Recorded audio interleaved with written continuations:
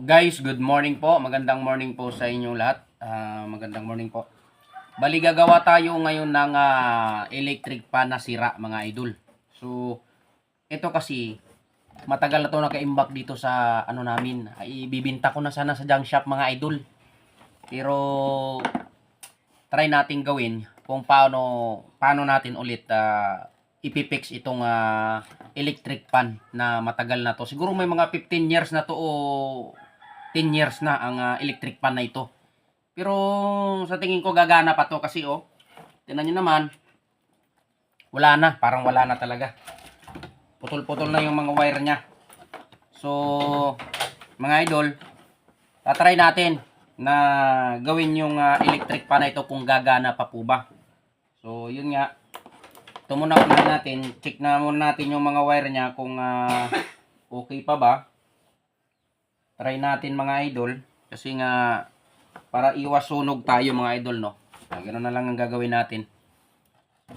Technician mode na naman muna si Kahandos ngayon, mga idol. Kasi mainit ang panahon ngayon, kailangan ko ng electric fan, wala ako pambili, kaya kailangan ko munang ayusin to. Kung paano kaya pa ba nating i-repair itong electric fan na to. Minana ko pa to kay nanay. Kaya lang hindi nagtagal, nasira din. Siguro may mga 10 years na siguro tong electric fan na to, pero try na lang din natin. Nakaimbak na lang doon nakita ko kanina. Bala ko na sanang ibenta.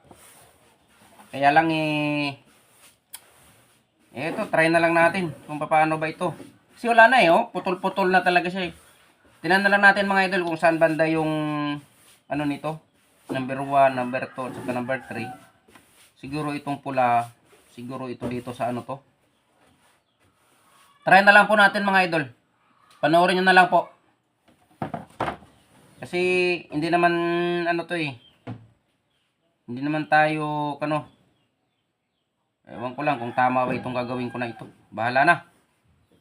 Basta ang importante magkaroon ako ng hangin. Kahit papaano tatry na lang natin na gawin yung yung mga dapat gawin. Tingnan natin kung tama ba itong ginagawa ko. So, lagyan muna natin ng tape, mga idol, para iwas ground back. Baka mamaya magugulat na lang tayo, na sa heaven na tayo, mga idol. No? Ingatan natin yung sarili natin. Gaya nito, kuryente yung kalaban natin dito.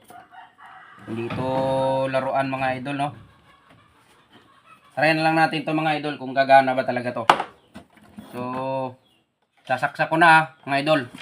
Wag kayong kukurap, mga idol. Baka sumabog yung electric fan na ito, mga idol. So, ilayo-layo ko muna yung cellphone ko ng kaunti para hindi madama yung cellphone ko kung sakasakali man. Yan.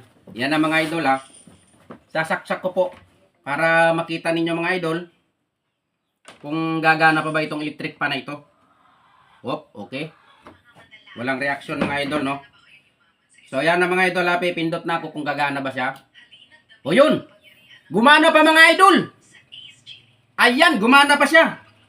So, number 1 pa lang yan, mga idol, Tingnan natin yung number 2. Kaya tingnan natin. Hoy! Ba't ganun? Baliktad yung ikot. Yun nga ang problema. Bakit baliktad to? At naku, ang lakas. Ang lakas. Malakas umikot pero baliktad. Bakit kaya baliktad, ang baliktad yung ikot.